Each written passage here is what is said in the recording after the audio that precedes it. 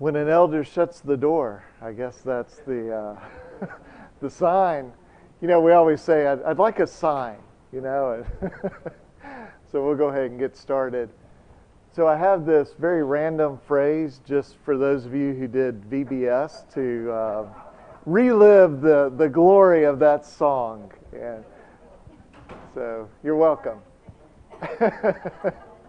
And if you weren't here for VBS, I'll just say, it's a small world. So you can have your own version of this. I think I heard Don Truex call it like a mind worm or something. Like it just sort of earworm.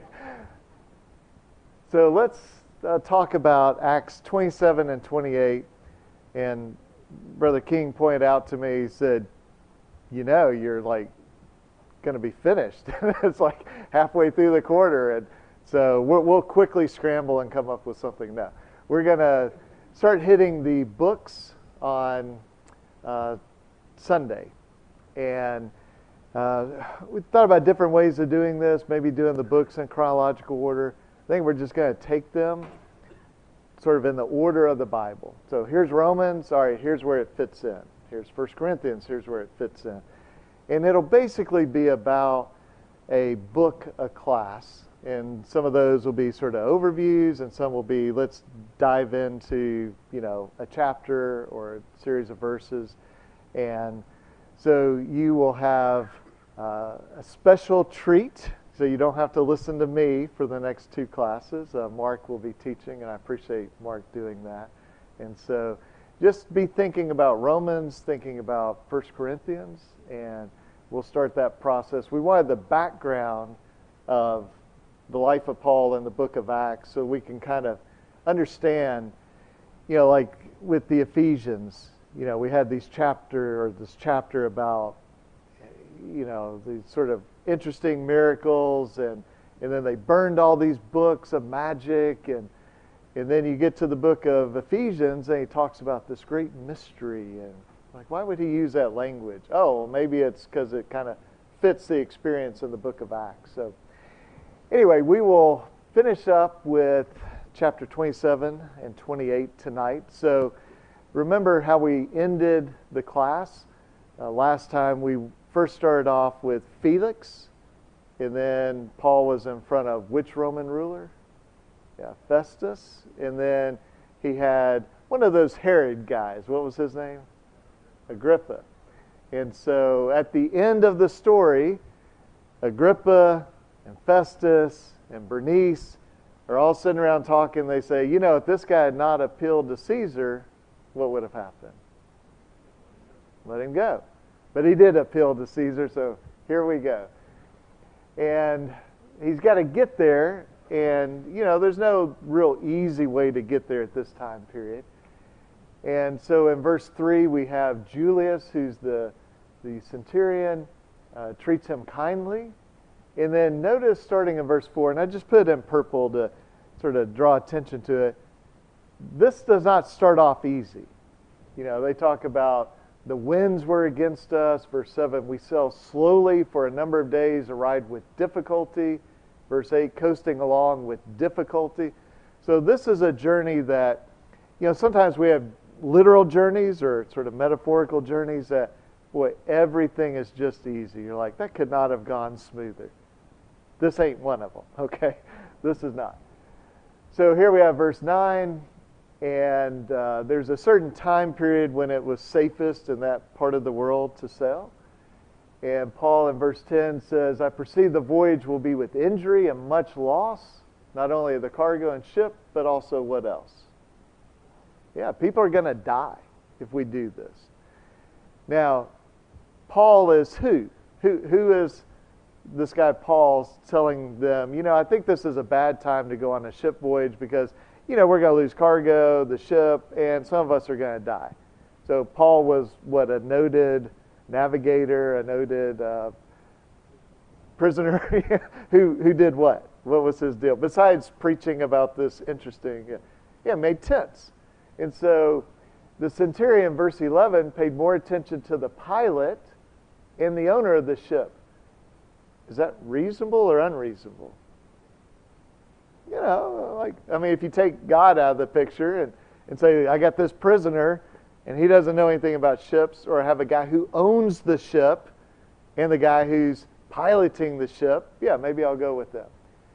And so the majority decided to put out for sea. They wanted to reach Phoenix, a harbor of Crete, and spend the winter there. So again, this is not like a 2-day voyage and boom, we're in Rome. This is like, well, let's get to this little island of Crete, and we'll hang out there, and then we'll go the rest of the way.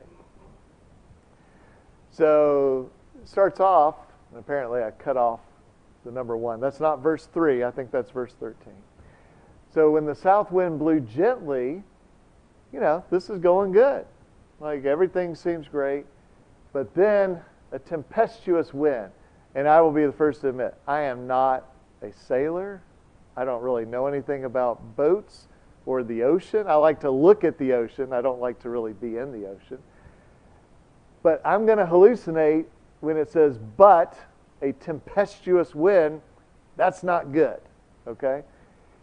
And it struck down from the land. The ship was caught, could not face the wind. We gave way to it, driven along. And verse 16, managed with difficulty, secured the ship's boat.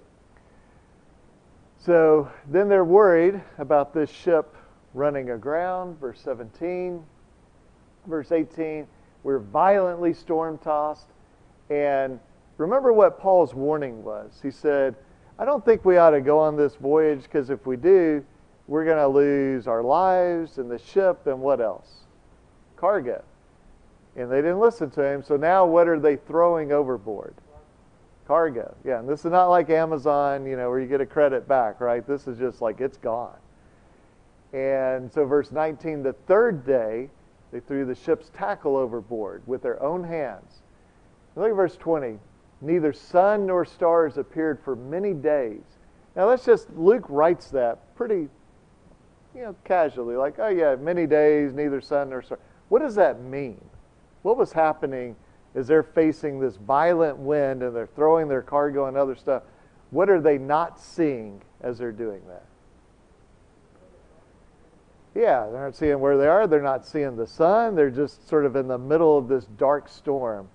And, we might be in a dark storm physically for a couple hours or maybe all night.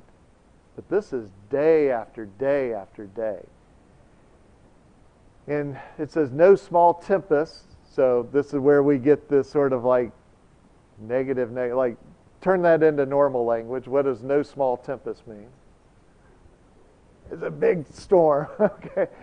And then this is what Luke is saying, what Paul is saying. All hope of our being saved was at last, and what's the word that the Holy Spirit and Luke chose? Abandoned. What does that abandon mean? Why use that word?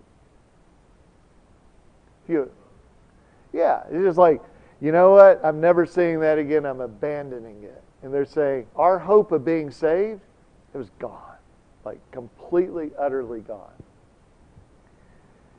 And then we have verse 21. They'd been without food for a long time. Paul stood up and said, and yeah, I mean, maybe in that culture it's different. Most of us don't like somebody saying, I told you so. But it doesn't say they killed him right when they said it. He probably said it fast, You should have listened to me and not set sail and incurred this injury and loss. Yet now I urge you, take heart.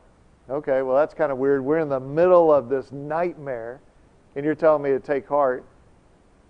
For there will be no loss of life among you, only the ship. Okay, well, what would make the tent maker prisoner say there's not going to be any loss of life? How would he know that? Yeah, Revelation, God told him this. So he said, this very night there stood before me an angel of God to whom I belong and whom I worship. He said, do not be afraid. And we've talked about this before. When an angel or God says, do not be afraid, what can we assume the audience is feeling at that moment? Fear. I mean, if Paul was like, oh yeah, I'm not afraid at all, well, the angel wouldn't have said it. So do not be afraid. You're in the middle of a ship in this horrible storm and you're throwing everything overboard and you can't see the sun. Don't be afraid. It's a pretty bold statement. You must stand before Caesar. And behold, God has granted you all those who sail with you. So now Paul says, Take heart, men, for I have faith in God. It will be exactly as I've been told, but we are going to crash on an island. Okay, but we're going to be okay. So this is what Paul has told them. Is this vague? Is this ambiguous? Is this, he's got a bunch of, well, if this or that happens, and maybe possibly if the sun and moon and stars align? Or is this pretty definite? Pretty specific, pretty definite. So the 14th night had come as we were being driven across the Adriatic Sea. So again, I'm not like a boat guy, but I'm assuming if it's nice, relaxful, you're like, we sailed across the, to say we've been driven across the sea 14 nights. About midnight, the sailors suspected they were nearing land, so they took a sounding. It's 20 fathoms, and it's 15. And then they, verse 29, they put anchors down, and they prayed for day to come. You ever pray for day to come? You know, they're like, we're getting close. Again, I'm not a sailor, but I'm assuming as those fathoms get less and less, you're getting closer and closer to the shore. And so they're praying for day to come so they can see. And as the sailors were seeking to escape from the ship and lowered the ship's boat into the sea. Now, what's the deal? You know, if you've seen Titanic or whatever, who uses the life rafts? Okay. It's not supposed to be the sailors use it and abandon everybody, right? But that's what they were going to do under pretense of laying out anchors. So they say, hey, we're going to take the lifeboat. We got to do some work around here. And really, they were going to like leave. And look what Paul says to the centurion. What does he say about their lives? If these guys get off the ship, you're going to die. And the soldiers cut away the ropes from the ship's boat, let it go. So nobody's using the lifeboat. So here's the question. Now, I mentioned this last class, that I wanted you to kind of think about this point. So Paul says, verse 24, God has granted you all who sail with you. So that's what Paul was told. Everybody on this ship is going to be safe. And then Paul says, unless these men, these sailors, stay here, you will die. Now, this is not like 4 chapters apart. This is a mere few verses apart. So, who was right? Who was wrong? When he said, you're not going to die, was he right? When he said, you're going to die if these men get off the boat, was he right? How do we square all this away? Yes, ma'am.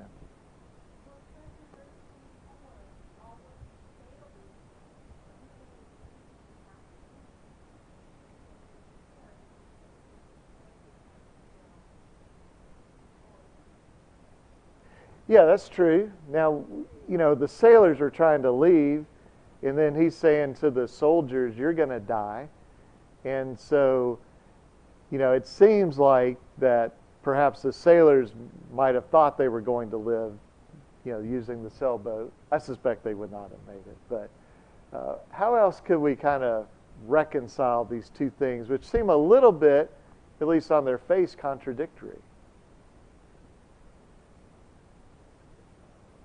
Conditional.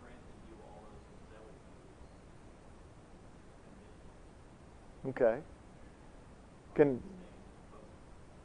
Okay. But again, the soldiers were going to be left on the boat sailing with Paul, and he said, you guys are going to die. Okay. I kind of find it interesting that I don't know where Paul all of a sudden earned credibility.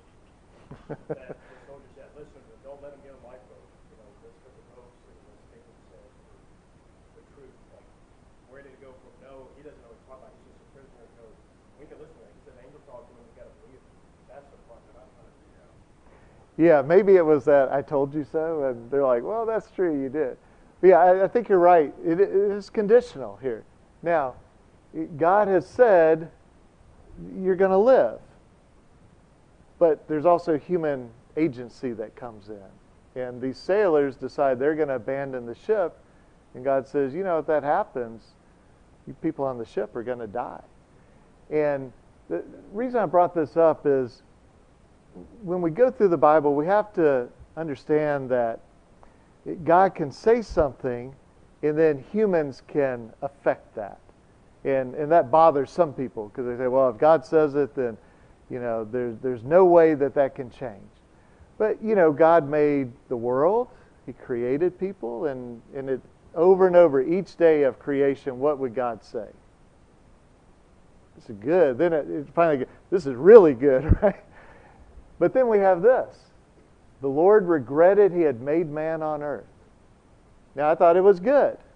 And then we get like 5 chapters and He's regretting it. Why is He regretting it? Yeah, messed it up. Okay? And so, God may make a promise, and ultimately God's will be done. But that doesn't mean that men can't mess it up. I can't mess it up. You can't mess it up. Now, ultimately, God's going to accomplish whatever it is He wants to accomplish. But Paul is telling these people, look, in verse 24, you're going to be alive. But when they start doing crazy things, not even the people he's talking to, the sailors are doing the crazy things, then you've got to take action. So let's think about sort of providence for a moment. If God provides a door of opportunity for us, maybe we're looking for a job. I can't find a job, and somebody says, hey, I called my buddy, and he wants to talk to you. It's a perfect job for you. And I go, oh, God has given me this job. And I don't call the guy. And I don't send him a resume, and I don't go interview with him. Well, I thought God gave me the job. Well, God opened that door, but what do I have to do? I got to take some action. We may have an opportunity to study with somebody. That may be providence, that situation arose. We still have to do something. And so here we see Paul is, like, remember back in Jerusalem or Caesarea when he was told, you will testify before Caesar. Well, did that mean Paul could go, well, I'll just let him assassinate me? No, he's got to take action. He's got to protect himself. Here, he's telling these soldiers, you've got to stop these sailors or it's going to be bad news for you. And they believed him. Yes, sir. I think maybe a better question would be, God's plan being changed by our actions? We can't really frustrate God's plan, but maybe we can change the plan with our actions. Like when Moses interceded on behalf of the people, God was ready to destroy the children of Israel, said, I'll make of you a new nation, I'll start over it. I'm going to accomplish my plan. It's just going to take a different route. And Moses, intercedes, and God decides not to destroy the people. It wasn't that God's plan was frustrated by Moses interceding, but Moses changed God's mind. There's several instances in the Bible where you see that, like Hezekiah. Sodom and Gomorrah. Hezekiah. Yeah, we certainly have examples where God says, I'm doing this. And then we have prayer, and God says, okay, I'll do it this way then. And now, again, that bothers some people, but the Holy Spirit put that in there for us. So we can either say, well, that doesn't fit my view of how God should operate. Or we can say, well, that's how God operates. Now I change my view. So I appreciate that point. Yes, ma'am.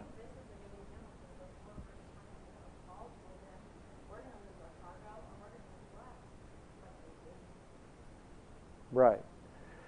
Yeah. And so we see our actions can affect, however we want to say, if it frustrates or it changes or it modifies, things can happen. And now ultimately God's going to have whatever He wants to occur actually occur. But, give you an example. If I'm supposed to talk to somebody because they have an open heart and they're looking for God, and I choose not to talk to them, then I've sort of gotten in the way of God's plan. But He'll get somebody else. Remember Esther, when she was called in by her cousin? I always thought it was her uncle, but I think it's her cousin. Anyway, Mordecai. And she's like, well, he hasn't extended this scepter, and I'll die if I go in there. And what does Mordecai say to Esther?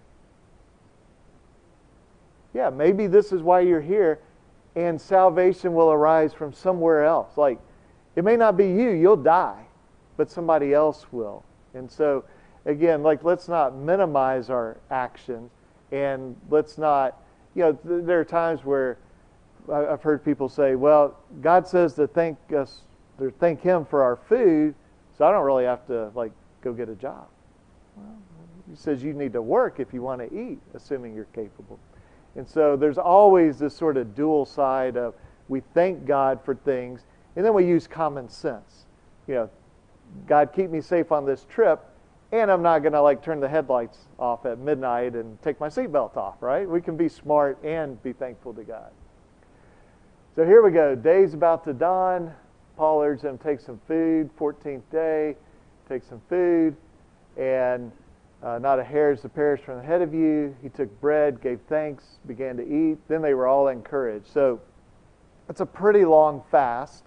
This was not a fast in a monastery where you're just sort of sitting there pondering life. The ship is rolling back and forth. I've never been seasick before, but I've heard seasickness described as you have two great fears in life. Have you been seasick before? So you can confirm if this is true or not. Two great fears. One, you're going to die. The second is you're not going to die. Okay? And so, that's what they were facing for 14 days. And Paul says, look, you got to eat here. And so they eat. And they were encouraged. And then we find out this is not like a little bitty boat. 276 persons, and then they throw everything out into the sea. Then they don't recognize the land, but they say there's a beach there, and they're trying to make it, but, we see this verse all the time in Acts, right? But, something happens, verse 41, they strike a reef, ran the vessel aground, sterns being broken up. So, assuming y'all haven't cheated and read ahead, if you are a soldier and you're on a boat and there are prisoners and the boat's breaking apart, what would be a concern besides saving your own life? Let the prisoners escape. Then whose life is lost? Yeah. So what would be the logical conclusion that you should do if you're a soldier charged with guarding prisoners and they may escape? Yeah, you should kill them. I mean, that's the smart thing. That's what they say. Verse 42. Plan was to kill the prisoners lest any should swim away. The centurion kept them from carrying out their plan.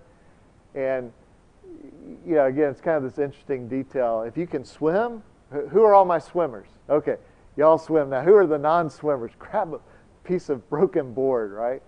And they rest on planks and pieces of the ship. And so it was, they were all brought safely to land. And then we find out the island's called Malta, and the natives are very friendly, and they light a fire. Well, to keep a fire going, what do you need? You need some wood. So Paul is going to be helpful and get some wood. And so he's gathering a bundle of sticks, and this would be Don Truex' favorite part, because what comes out of those sticks? Now remember, it was cold. I always think of, well, if it's cold, probably not a whole lot of snakes around, but what happens here? Yeah, the viper. And don't you love the detail? It could just say, and a viper bit him, right? That would be enough. That would be terrible. But what's the description the Holy Spirit gives us? Fastened on his hand. And so here's Paul. So he's got this viper. Now all the people are over here looking at him, and they go, oh, there's a creature hanging from from his hand. It's just these sort of interesting details that Luke gives us. And so they go, okay, let's reason this thing out. The guy was on a ship. The ship breaks apart. He survives that. And now he gets bit by a snake. So what's the reasonable conclusion for these people from Malta? Yeah, he's guilty. You got lucky with the water, and now you're going to die. And it doesn't say Paul was annoyed. Remember the little slave girl that kept, prophesying? And remember some of the people that opposed Paul, or the high priest that said, strike him on the mouth, and Paul reacts. So we see, though, it says he just shook the creature off into the fire. which I take as biblical authority for killing all snakes that are anywhere near me, okay? I know people say, oh, well, that's a non-poisonous. You want that snake. I don't want any snakes, okay? None at all. So he shook the creature off into the fire and suffered no harm. But we got to wait a little bit, right? So they were waiting for him to swell up or suddenly fall down dead. And nothing happened. You just imagine, like, everywhere he goes, there's all these people watching him. Is he going to die? And then, since he's not going to die, and he's bit by a snake that should kill you, what's the conclusion? He's a god. Not the first time Paul has been accused of being a god. Now, we don't see any reference to Paul saying, no, you're wrong. But given Paul's history, we would certainly imagine if he knew this, he would have been like, no, guys, I'm not anything but a man here. So then we've got this man named Publius, and he was very nice to them, and he had a father who was sick. Paul heals him. Paul heals all these other people. And so then when they get ready to sail, the natives are very nice to them and give them what they need. So verse 11, after 3 months we set sail in a ship that had wintered in the island. And then we go to Syracuse, and then we go to this other place. And finally, he gets to Rome. And so think about, have you been on a trip in the last 5 years where you had to change planes? Anybody done that? Have you had any mess up with the changing of planes? Okay. And so, you know, we get there late and we're like running the 18 miles of Atlanta airport to get to our next gate. Or, you know, we finally get there, plane's going to leave, and then they say, delayed for 6 hours. And we're like, somebody says, how was your trip? You go, oh, it was a nightmare. It was horrible. Let me tell you how bad it was. This guy had a bad trip, okay? You know, the darkness, the seasickness, the viper, the sailors trying to abandon you. I mean, he had the whole package here. So he finally gets to Rome. And so there's some brothers there. And Paul thanks God and took courage. And then he was able to stay by himself. So, again, if we haven't cheated and read ahead, Paul is now in a new city. If Paul had no restrictions, what would we expect Paul to do? Yeah, preach, try to find people that he can talk to. So after 3 days, he called together local leaders of the Jews, and when they had gathered, he said to them, and so I get the sense that they came to him, okay? Because he's got some freedom, he's still a prisoner. He says, I've done nothing against our people or the customs of our fathers, yet I was delivered as a prisoner into the hands of the Romans. And when the Romans examined me, what did the Romans want to do? Yeah, set him free. Because there's no reason for the death penalty. Remember, Paul said, if I've done anything worthy of death, I don't try to avoid death. But I haven't done anything, and you have no right to take me before the Jews to be judged. I'm a Roman citizen. He says, but because the Jews objected, I was compelled to appeal to Caesar. We talked about that a little bit last class. Was that a smart move for him to appeal to Caesar, or a not so smart of move to appeal to Caesar? Remember what Festus and Agrippa said? If this guy had not appealed to Caesar, we'd set him free. So was it a mistake, or was it a smart move by Paul?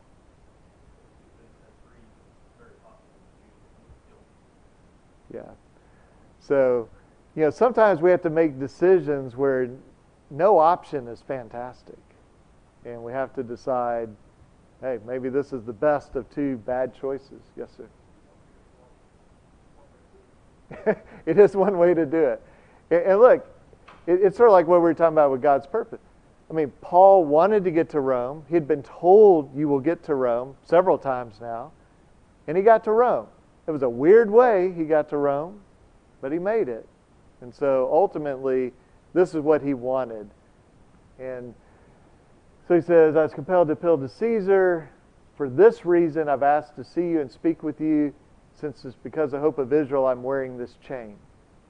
So remember the saying, he's called together these Jewish brethren and said, some crazy stuff happened in Jerusalem, and that's why I'm here ultimately.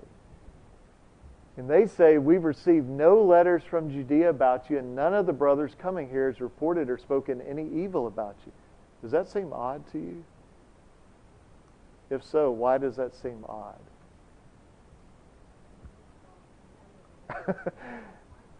The whole section of Acts that deals with Paul, they've been chasing him all over the Mediterranean.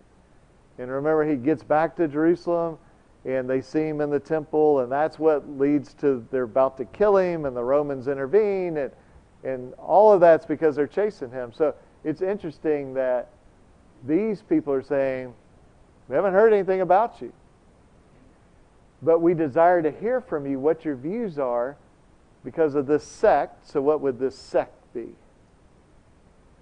Yeah, Christianity, remember the Way it was called? With respect to this sect, we know everywhere it is spoken against. So they knew about Christianity. They say, everybody hates this Christianity stuff, and you're part of this, so we really want to know more about this. Like, what in the world is going on? So what would we expect Paul to do if somebody wants to talk about the gospel? Talk about the gospel.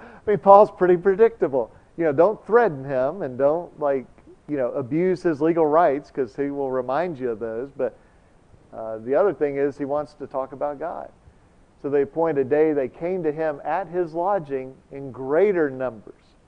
So they set up this time. Hey, let's meet back on Friday at 2 o'clock. From morning till evening, he expounded to them, testifying to the kingdom of God and trying to convince them about Jesus, both from the law of Moses and the prophets. Is this out of character for Paul to try to convince Jewish people from the Old Testament about Jesus? Now, did he use the same approach in Athens? Who did he refer to for those people at Mars Hill? Yeah, as your own poet says, and this, and you got this unknown God, and y'all are very religious, and I respect that. Let's talk about this unknown God. He knows how to talk to his audience. That would do no good to talk about Moses and the prophets to people who have no idea who Moses and the prophets are. These people know. And some were convinced, but others disbelieved. I know we've made this point before, but I just want to do it again. If we tell people the truth, is that a guarantee that they have to accept the truth? If you share the truth with somebody and they don't accept it, does that mean that you've automatically done a lousy job? Can we presume Paul is pretty good? He's inspired. He's turned the whole world upside down. He's probably pretty effective at teaching and preaching. Some believed, others disbelieved. And they disagreed. And so they departed after Paul made one statement. So there's something Paul said, and they're gone. He says, the Holy Spirit was right in saying to your fathers. Now, the Lion King movie. If my memory's correct, early in the Lion King movie, the baby, was it Simba, is making a lot of noise, and I think the mom says to the dad, like, your son, like when you start talking about like your people or this is like your fathers through Isaiah the prophet. You will indeed hear, but never understand. You will see, but never perceive. Heart's dull, ears barely can hear, eyes are closed. Why? Lest you should see with your eyes, hear with your ears, understand with the heart, and turn, and then God says, and I would heal you if you did that. It's kind of an odd statement here. And then he says, let it be known to you that this salvation of God has been sent to the Gentiles. Those Gentiles will listen. Now does it make sense why everybody left at that point? We've seen this time and time again. When you start saying, and God's going to save the Gentiles, that is a bridge too far. Remember, even though we didn't cover it, in Acts 10, Peter with Cornelius and converts these people, and he goes back to Jerusalem, and they're going, I'm talking about the Christians in Jerusalem are going crazy against Peter. And Peter finally has to say, look, the Holy Spirit fell on them just like us in Acts chapter 2. I mean, he didn't say Acts 2, but you know what I mean. And they go, oh, well, I mean, I guess if God's done that, we can't say anything. But this is very deeply embedded. To talk positively about the Gentiles is just like you're done. And so then he lives there in Rome 2 years at his own expense, welcome all who came to him. Well, why didn't Paul go to people? Why didn't he go to the synagogue? Why didn't he go out to the river where the women would pray?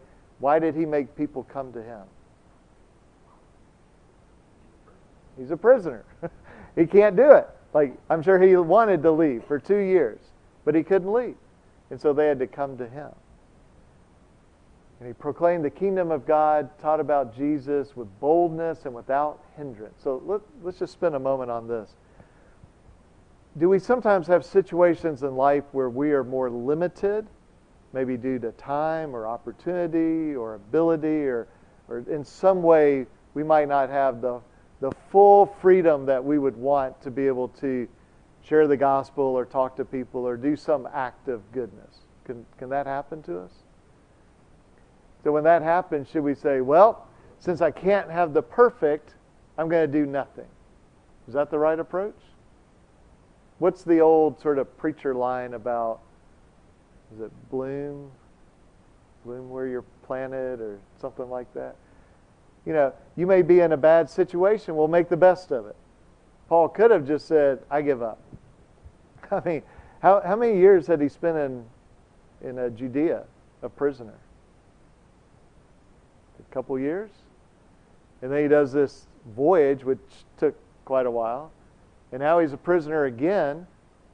I mean, like, how many years were wasted Paul being a prisoner when he could have been out starting churches and converting people? And so we could say, well, this doesn't make any sense. But he did what he could. And that's what we're supposed to do. And then with all boldness, why would it be odd for Paul, the prisoner, to talk about Christianity with boldness? What would the obvious objection be to when Paul's trying to convince you back there to become a Christian? If you want to oppose that, what would you say to him?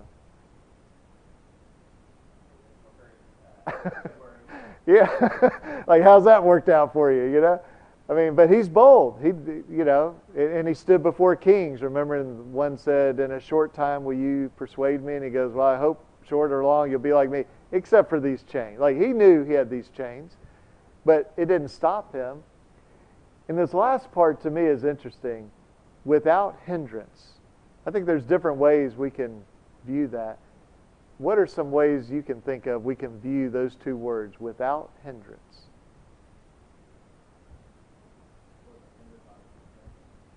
By the what?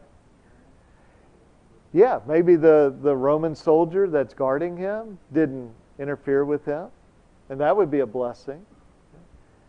What else could it mean? Yeah, maybe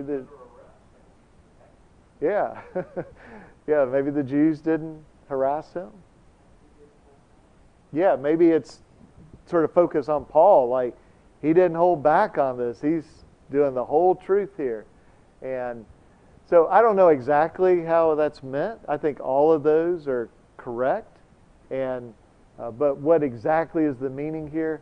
But if we go back to 31, he proclaimed the kingdom of God, taught about the Lord Jesus with all boldness and without hindrance. So whether it's talking about him or talking about the Roman soldiers or the Jewish people who might oppose him, whatever it was, he did everything he could and nobody was sort of unduly getting in his way. So what about, we talked a little bit about Paul. What do you learn from God or about God from just these two verses?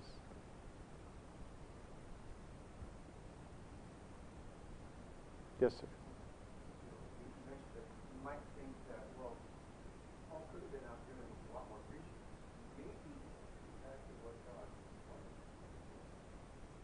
So maybe because of God, no matter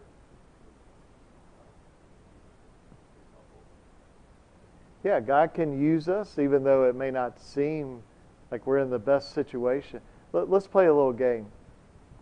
let's say that we're going to have Jesus come to earth and we want 12 guys to help him. Who would be the last 12 guys that we would pick? Yeah, let's see. Let's get a tax collector who's basically a traitor to Israel, and let's get a terrorist who kills Romans. Like, I think that would be good to put those two together. Like, that would be really good. And let's get, people that are very self-centered, and can we be on the right hand and the left hand, and who's greatest? But God took those sort of interesting characters, and he turned the world upside down. And so does God need perfection in humans to accomplish his will? No. He prefers us to not mess it up. That's right. And so we see here that God's able to take Paul in this bad situation and still do a lot of good.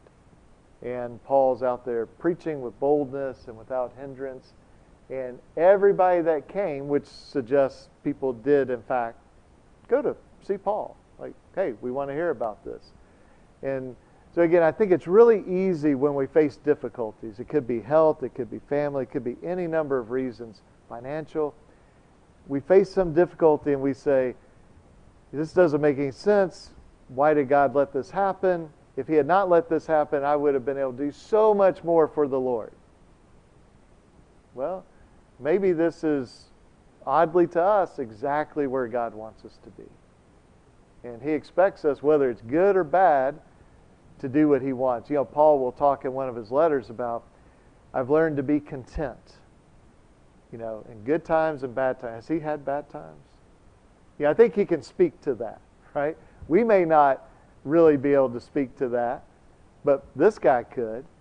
And so to see that he continues on, and we talked about grit and like perseverance, and so I hope this study of Acts, and then we'll switch over into the books that Paul wrote. I hope this has been helpful and encouraging to see that this guy did not have an easy path. And probably most of us have seen on social media, they'll say like, what we think success is, and it's like start point, straight line, finish, and then what it really is, and it's like, well, that's the truth. And this guy shows it. I mean, what a crazy journey he had and all the adversities he faced. And we would think, well, that dooms him from being effective for God. And as somebody pointed out a long time ago, a kite rises with the wind or against the wind? Against the wind. So we got to use that and say, I'm going to be persevering and still faithful to God no matter what my circumstance is. And I think this is part of why the Holy Spirit put this in. So we can go back and look at this and see. So now we'll turn our attention to the epistles. Think about the book of Romans. And again, these will be kind of quick hits. We're not going to go, I presume, we're not going to go verse by verse through 16 chapters unless you're talking really, really fast, right? All right. Well, thank you, everybody, for being here.